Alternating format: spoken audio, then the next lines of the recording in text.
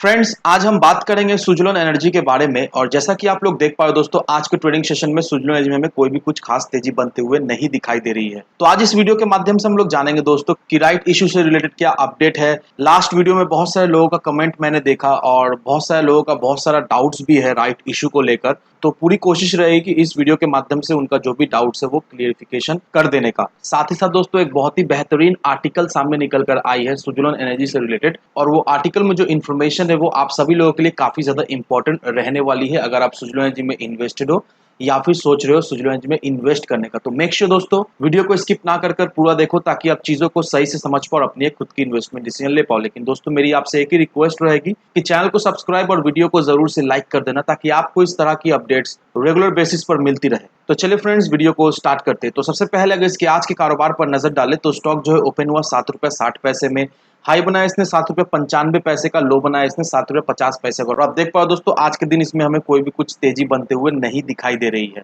तो अभी इन्वेस्टर्स के मन में राइट इशू को लेकर काफी ज्यादा क्यूरियोसिटी है, बहुत सारे डाउट्स है इन्वेस्टर्स के मन में। बहुत सारे लोगों का डीमेट अकाउंट में आरई शेयर दिखा रहा है, बहुत सारे लोगों का डीमेट अकाउंट में आरई शेयर नहीं दिखाई दे रहा है। तो उन्हें क्या करना चाहिए तो उसे भी मैं आपको इस वीडियो के माध्यम से बता दूंगा। लेकिन सबसे पहले दोस्तों इस आर्टिकल को देखो, यहाँ पर क्या मेंशन किया हुआ है। यहाँ पर यही मेंशन किया हुआ है कि Suzlon energy chart course to return to its price 2007 boom days. अब ये आर्टिकल में क्या मेंशन किया हुआ है मैं आपको शॉर्ट में बता दे रहा हूँ, लेकिन इस हेडिंग का मतलब एक बार समझ लेते हैं। ये जो आर्टिकल का हेडिंग दिया हुआ है, ये हेडिंग का यही मतलब है कि 2007 के समय सुज़लोन एनर्जी का जो प्राइस लेवल हुआ करता था, जो प्राइस लेवल में सुज़लोन एनर्जी 2007 के लेवल में ट्रेड करता हुआ हमें दिखाई दे रहा था, उस तरह से आने वाले समय में सुज़लोन एनर्जी में फिर से ट्रेड करता हुआ दिखाई देगा। अब सुज़लोन एनर्जी एक लार्जेस्ट विंड पावर प्लेयर होने के बावजूद भी पिछले 10 सालों से सुज़लोन एनर्जी में हमें कोई भी कुछ तेजी बनते हुए नहीं दिखाई दे रही है। लेकिन धीरे धीरे करके सुज़लोन एनर्जी हमें रिवाइव होता हुआ दिखाई दे रहा है और आने वाले समय में सुज़लोन एनर्जी में फिर से एक अच्छी खासी तेजी बनते हुए दिखाई देगी, जिस तरह की तेजी हमें 2007 के समय में बनता हुआ दिखाई दे रहा था।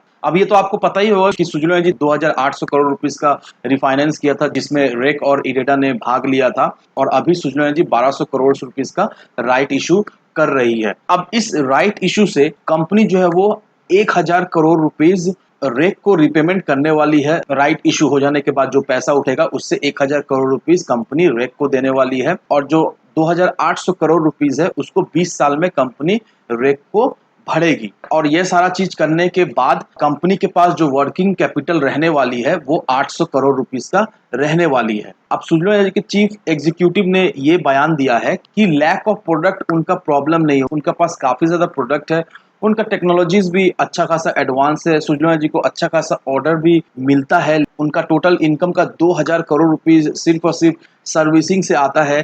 तो देखा है तो lack of product, technology, services के रिलेटेड कंपनी को कुछ भी प्रॉब्लम नहीं है। कंपनी को जो एग्जैक्ट प्रॉब्लम है वो कैपिटल का प्रॉब्लम है। अब कंपनी जब भी कोई प्रोजेक्ट उठाती है तो उस प्रोजेक्ट को करने के लिए एक सर्टेन अमाउंट लगता है। इनिशियल स्टेज में कम से कम 50% तो इन्वेस्टमेंट लगता है किसी भी प्रोजेक्ट को करने के लिए। लेकिन कंपनी का जो प्रॉब्लम है वो है बैंक गारंटीज। कंपनी को बैंक का गारंटीज नहीं मिलता है, कंपनी को सही से लोन नहीं मिलता है, क्योंकि ऑलरेडी कंपनी के पास बहुत ज़्यादा लोन था और इस वजह से कंपनी को एक्स्ट्रा लोन मिलने में बहुत ही दिक्कत होती है। लेकिन रिसेंटली रेक ने जो 2800 करोड़ रुपीस का जो रिफाइनेंस कर दिया है, इससे कंपनी को बहुत अच्छा खासा बेनिफिट मिला है। इससे देखा है तो कंपनी का एक बहुत बड़ा ही बर्डन रेक और इरेडा ने कम कर दिया है। और उनके चीफ एग्जीक्यूटिव का ये कहना है कि अब आने वाले समय में नो डाउट कंपनी में हमें एक अच्छी खासी ग्रोथ होते हुए दिखाई देगी। आने वाले समय में जिस तरह से 2007 के समय में हम लोग एक अच्छा लेवल में थे, उसी तरह का लेवल फिर से हम लोग जाने वाले हैं। अब ये जो रिफाइनेंस हुआ, ये जो राइट इश्यू हो रहा है, इससे कंपनी को बहुत ज़्यादा ही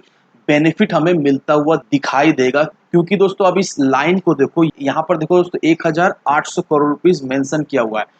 अभी 1800 करोड़ रुपीस क्या है, ये 1800 करोड़ रुपीस कंपनी का डेट है। कंपनी जिस तरह से कर्ज में डूबी हुई थी, 17-18 हजार करोड़ रुपीस का कंपनी के ऊपर डेट हुआ करता था, अगर आपको याद हो, वो डेट कम होकर अभी 1800 करोड़ रुपीस होने को आई है। जैसे ही राइट इशू हो जाए, इस राइट इशू का बहुत बड़ा पोर्शन जो है वो कंपनी अपना डेट चुकाने में करने वाली है, और कंपनी बहुत ज्यादा कॉन्फिडेंट है कि आने वाले समय में कंपनी का जो भी डेट है वो पूरी तरीके से अपना डेट चुका देगी। तो दोस्तों ये आर्टिकल देखकर हम लोग ये क्लियरली समझ पा रहे हैं दोस्तों कि ये जो सुज़लोन एनर्जी राइट इशू कर रही है, इससे सुज़लोन एनर्जी को बहुत ज़्यादा बेनिफिट हमें मिलता हुआ दिखाई देगा। इससे सुज़लोन एनर्जी का जो कर्ज है वो काफ़ी हद तक हमें कमता हुआ दिखाई देगा, और देखा है तो ऑलमोस्ट सुजलो एनर्जी अभी डेट फ्री होने का कैटेगरी में हमें जाता हुआ दिखाई दे सकता है। अभी तो डेट फ्री है नहीं सुजलो एनर्जी, फिर भी देखा है तो सारा चीज देने के बाद भी सुजलो एनर्जी का जो डेट है वो 1800 करोड़ रुपीज रहने वाली है, और ये 1800 करोड़ रुपीस का डेट भी चुकाने का सुजलो एनर्जी पूरी तरीके से प्लान कर रही है।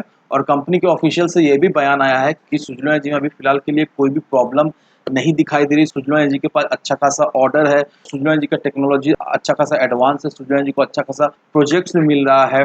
और देखा है तो कंपनी झूठ भी नहीं बोल रही दोस्तों, क्योंकि पिछले कई वीडियो में मैंने कई सारे एग्जाम्पल आपको दिखाया। उस एग्जाम्पल में मैंने आपको सारा चीज दिखा दी कंपनी को किस तरह से प्रोजेक्ट्स पे प्रोजेक्ट्स मिले जा रही है। अदानी से बोलिए या फिर ग्रीनको से बोलिए या फिर सेनकॉर्प से बोलिए, अच्छा खासा प्रोजेक्ट्स कंपनी के पाइपलाइन में है। और सबसे अच्छा प्लस पॉइंट ये है कि कंपनी जो प्रोजेक्ट्स के ऊपर काम करती है, देखा है तो होल एंड सोल कंपनी ही प्रोवाइड करती है उस पर्टिकुलर प्रोजेक्ट में। दैट मीन्स मेंटेनेंस से सर्विसिंग एवरीथिंग कंपनी ही देखती है। तो इससे सुजलो एनर्जी को एक बहुत ही अच्छा खासा बेनिफिट मिलता है, क्योंकि यहाँ पर सुजलो एनर्जी ने बताया है कि सिर्फ और सिर्फ सर्विसिंग से उनका टोटल इनकम जो है वो ऑलमोस्ट 2000 करोड़ के करीब है। तो ये आर्टिकल देखकर हम लोग ये क्लियर है कि नो डाउट सुजलो एनर्जी का भविष्य बहुत अच्छा है। आने वाले समय में सुजलो एनर्जी में हमें एक अच्छी खासी तेजी बनते हुए दिखाई देगी। तो अब रहा सवाल ये कि राइट इश्यू में अभी क्या करना चाहिए। बहुत सारे लोगों का ये क्वेश्चन है कि उनके डीमेट अकाउंट में आरडी शेयर शो कर रहा है। बहुत सारे लोग ये भी पता है कि उनके डीमेट अकाउंट में आरडी शेयर अभी फिलहाल के लिए नहीं शो कर रहा है। तो जिनको शो कर रहा है वेल एंड गुड, जिनको नहीं शो कर रहा है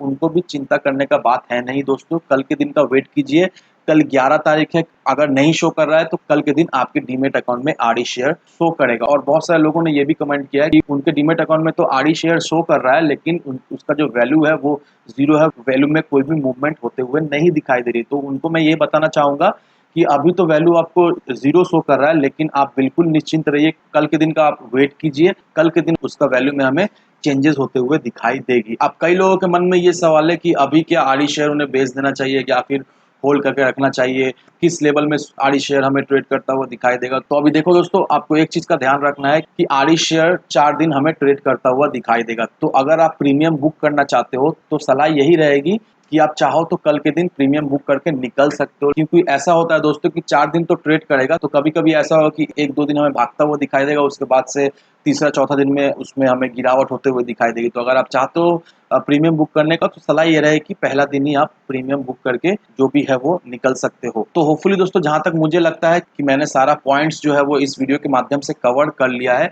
लेकिन फिर भी अगर आपको ऐसा लगता है कि मैंने कुछ पॉइंट्स मिस किया है या फिर आपको कुछ अलग से इन्फॉर्मेशन चाहिए, तो ज़रूर से दोस्तों कमेंट सेक्शन में आप अपना जो भी डाउट्स है, जो भी क्वेरीज है, कमेंट सेक्शन में मेंशन कीजिए दोस्तों। जल्द से जल्द मैं आपको उससे रिलेटेड वीडियो बनाकर दे दूंगा। तो दोस्तों, आज के वीडियो के लिए बस इतना ही। वीडियो अगर आपको पसंद आए तो लाइक से सब्सक्राइब जरूर करना। तो चलिए फ्रेंड्स, मिलते हैं हम अगले वीडियो में।